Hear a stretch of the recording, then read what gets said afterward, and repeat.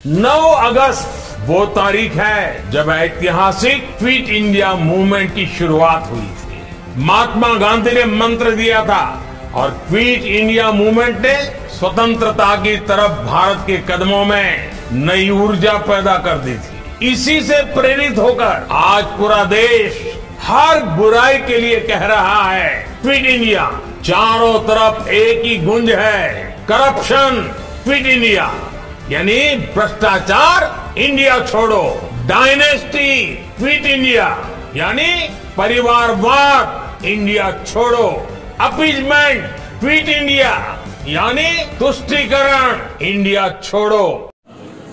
9 अगस्त का दिन हमारे देश के इतिहास में बड़ा योगदान रखता है। आज ही के दिन काकोरी ट्रेन डकैती डाली गई थी, जो अंग्रेजों के खिलाफ क्रांतिकारियों का एक महत्वपूर्ण कदम था, जिसने ये साबित कर दिया कि वो देश को आजाद करवाने के लिए किसी भी हद तक जा सकते हैं।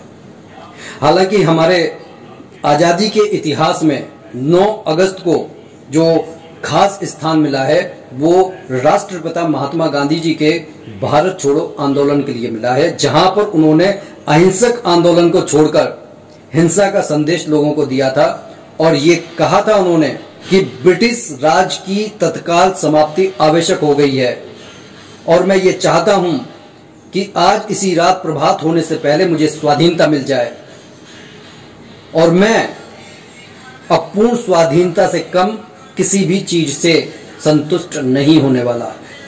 आज मैं आपको एक छोटा सा मंत्र दे रहा हूं, उसे अपने दिलों में संजो कर रख लीजिए और उसका मनन करते रहिए, करो या मरो। अब हम अपने देश को स्वाधीन करवा कर रहेंगे, चाहे इस प्रयास में हमारी जान ही क्यों ना चली जाए, लेकिन हम अपनी पराधीनता को देखने के लिए अब जीवित नहीं रहेंगे। 8 अगस्त को बंबई में कांग्रेस के विशेष अधिवेशन में महात्मा गांधी जी का भारत छोड़ो प्रस्ताव पास कर दिया गया, लेकिन अगले दिन तड़के ही प्रमुख नेताओं को गिरफ्तार कर लिया गया और कांग्रेस को अवैध संस्था घोषित कर दिया गया। अपने प्रमुख नेताओं की गिरफ्तारी से जनता भड़क उठी और जगह जगह पर प्रदर्शन हुए, सारे देश में हड़तालें हुई, लेकिन नेतृत्व के अभाव में सरकार ने बर्बरता से इस आंदोलन को दबा दिया। इसमें 10,000 से ज्यादा लोग शहीद हो गए।